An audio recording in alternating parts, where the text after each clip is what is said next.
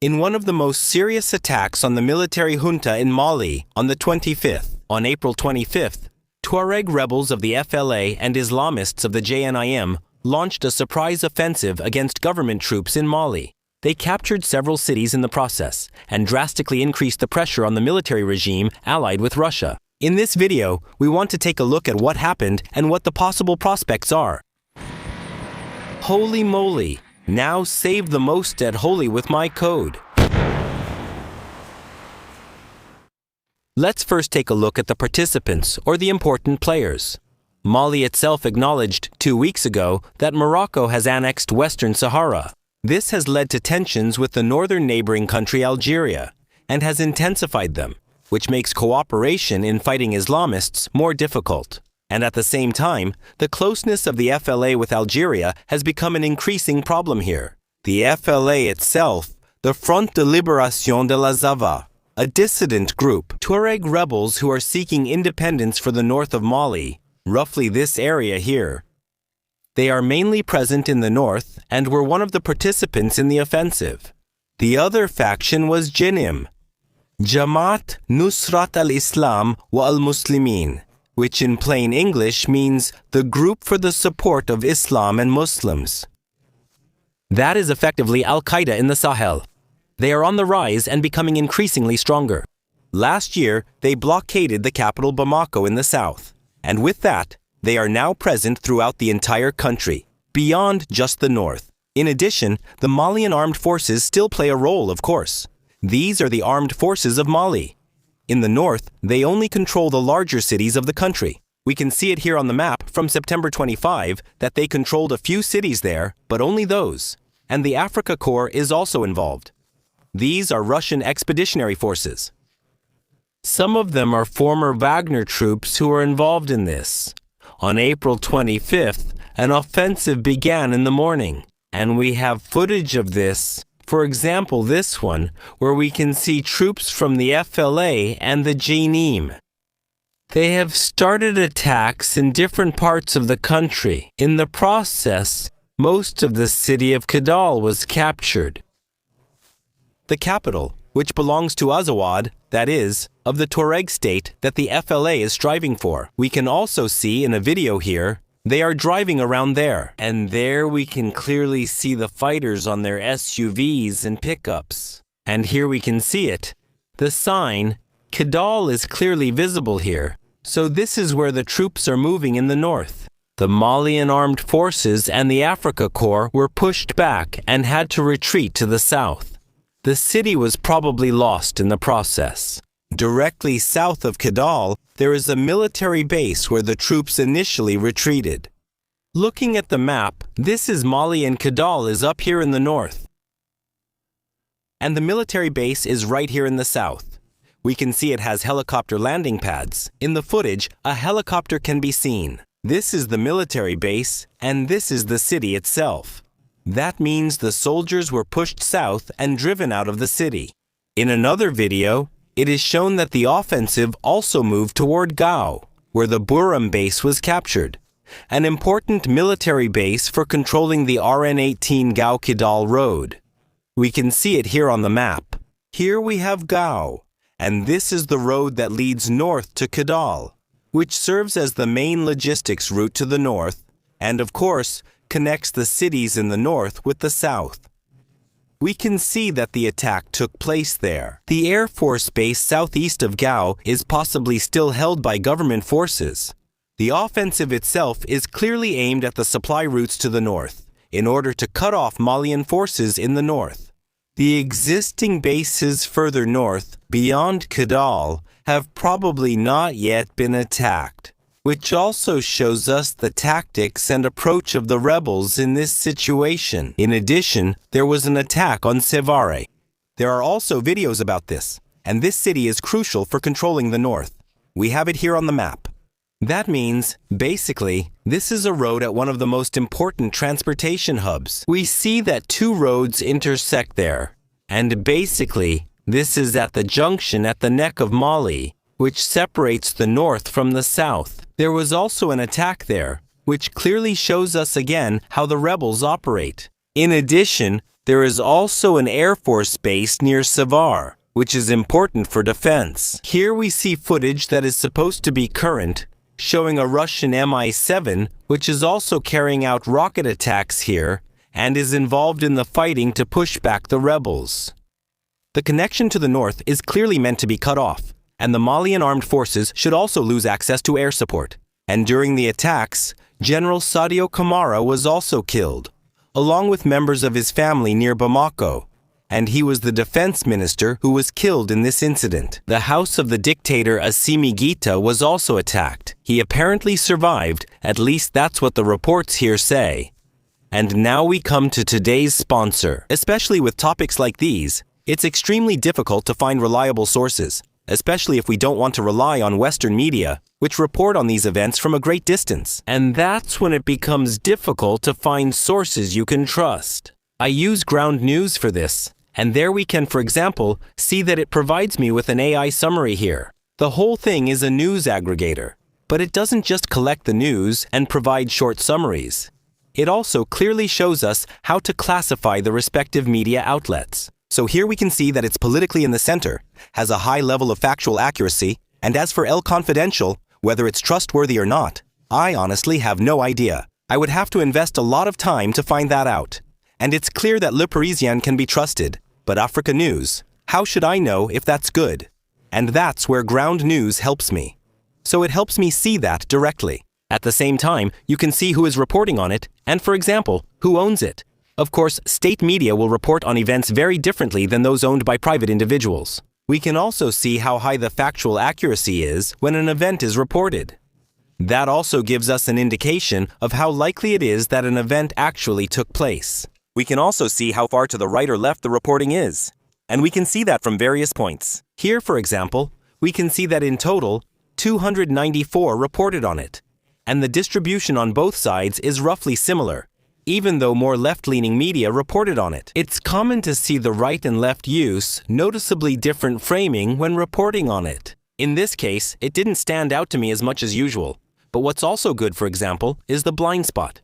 I can see here, for example, that if you follow left-leaning media, you're likely to miss things like the delivery of an Iron Dome system to the United Arab Emirates. If you only follow left-leaning media, you won't hear about this, since only center and right outlets report it. While here we see the opposite as well, with Filipinos saying that 2 Americans were among the suspected communist rebels who were killed. Few right-leaning outlets in turn covered that. That means, here too, Ground News helps us not to stay stuck in a bubble and not just keep reading and being served only what's circulating in our own bubble. For me, Ground News is therefore extremely important and extremely useful because it helps me stay fully informed and not fall into the trap of staying in my own bubble. If you want to sign up for it, I can recommend the Advantage plan with the link that's in the description. Saving plays an important role. That's also a very good point. So it doesn't just help you stay up to date with the latest news, but with everything as a whole. Of course, you can also subscribe to news updates. But it also ensures that you don't just get nudged in one political direction and are effectively served what you're supposed to believe. But let's continue with the actual events. Now we come to the reports here. The Russians responded with helicopters. We had footage here of a combat helicopter, a helicopter that fired shots. So, the Mi-7 is a transport and combat helicopter. According to reports, one helicopter was shot down. There are various recordings of a fire, but I can't verify that it was actually a helicopter. At the same time, the Russians have released a number of videos showing their airstrikes. These were most likely Kronstadt Orion UCAVs. Basically, small attack drones that can drop weapons, maybe comparable to the Bayraktar H. We have several videos of this kind where we can see, for example, the missile flying directly at the target and hitting it. And here we see another recording where vehicles are driving along, and from above, the launched missile appears. Here we see it swinging down and then moving toward the target and hitting it. That means this is now being published by the Russian side, showing that they have intervened in the fighting at this point. In this case, J-Neem offered the Russians a chance to withdraw, Then they would not attack the Russians, the Africa Corps. And at least in Kidal, this was successful. The withdrawal of government troops there has now been confirmed, and the Africa Corps was also able to withdraw from there. At first, it was said that the Africa Corps had withdrawn and left the government troops behind. But as it turns out, this is not the case, because in these recordings, we see the withdrawal, and when zoomed in, it seems that dark-skinned individuals could be identified. But we also see in other videos that among the retreating soldiers, there were definitely white people as well. So, it is reported that both Russian and Malian forces withdrew from Kidal, some of them even injured. Zurückgezogen haben. The Tuareg themselves have confirmed the withdrawal. So, there are corresponding reports about this, and you can also see it clearly in the videos here. It's filmed from close up there, and here we can clearly see Europeans sitting on this truck who are withdrawing from the north. In the process, not only are the soldiers being evacuated, but also some artillery.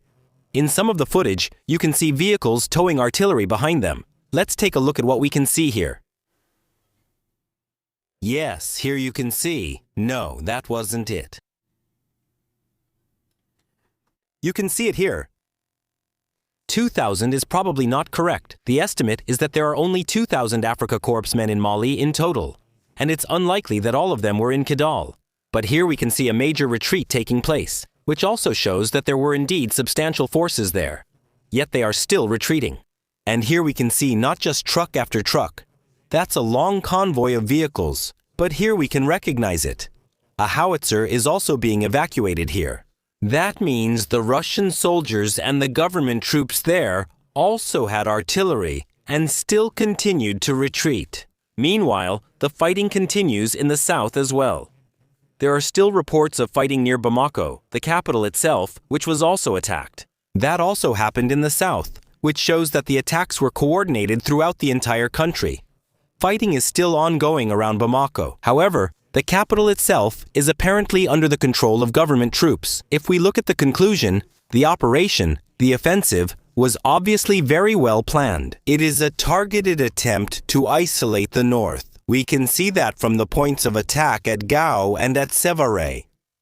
There, basically, the supply lines have been cut off to the south and to the southwest. This is clearly intended to isolate the north in order to be able to take it over. In doing so, attempts were also made to cut off connections from the air through targeted attacks on the Air Force bases, and of course, also to prevent close air support for the Malian troops there. At the same time, an attempt was made to carry out a large-scale decapitation strike. That succeeded in killing the Minister of Defense, but the dictator himself apparently survived. It's also remarkable that, unsurprisingly, FPV drones have now appeared here as well. And just like in 2012, the FLA has allied itself with the Islamists for its offensive. The fact that the coup government has expelled all allies, including the French, G5 Sahel, and MONUSCO from the country now makes it significantly more difficult to fend off this rebel offensive. At the same time, there is nothing readily available. And of course, the Islamists are now advancing south, which otherwise would have brought considerable solidarity from the West. However, these up to 20,000 allies who were in the country have been replaced by 2,000 Russians, who, unlike the Western allies, have also carried out massacres of the civilian population and thus driven them into the arms of the rebels and the Islamists. Russia itself will hardly be able to send reinforcements to significantly ease the situation. At least not on a large scale. And if they do, it will be at the expense of their efforts in Ukraine. It will be at the expense of their efforts in Ukraine. And so it's not surprising that Ukraine has something to do with it, as Russian channels are already claiming that Ukrainians were directly involved. Kidal is the symbol of the government's counteroffensive and the success of Wagner, or rather, of the Africa Corps. With the loss now, the Africa Corps has also suffered a severe blow to morale.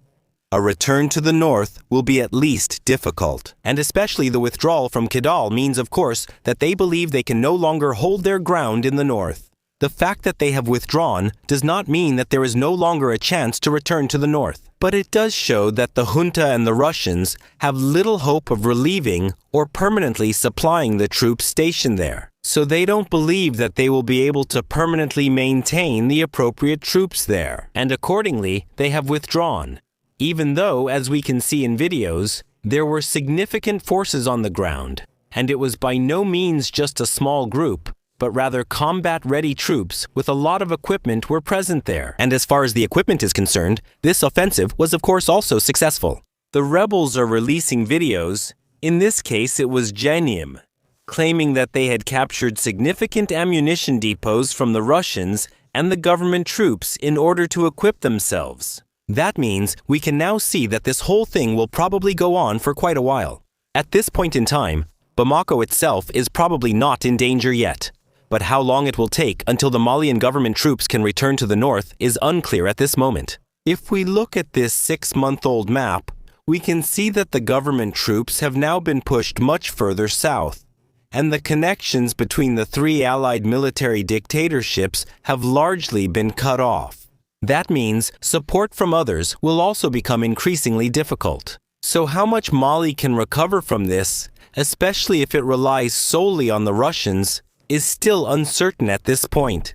We will, of course, continue to follow the situation here on the channel if anything fundamental changes. If you don't want to miss it, I'd like to invite you to subscribe to the channel and click the bell so you don't miss future videos. If you liked the video, please give it a thumbs up. That helps with the algorithm, and comment if you have anything to add. That's all from Torsten Heinrich. Thanks for watching, and see you soon. Thanks also to the supporters on Patreon, as well as here on YouTube. I would especially like to thank Lieutenant Colonel Mahamori and the Lieutenants Bertainment, Robert Veal, Lichtchatre, Anti-X, Meersman, Malermeister Nagel, Marcus P., Alex Rosenthal, Madbest, Vision, Soundlab, Sickwriter, Silvio Ströver, Mütter 1000 Janiscu, Sascha Müller, Cunningham, Oistress, Shadow, Jans vom Eck, Uwe die Frem, Nickname to Bib, Carsten Schulz, Tequila 42. Thank you very much. Without you, this would not be possible.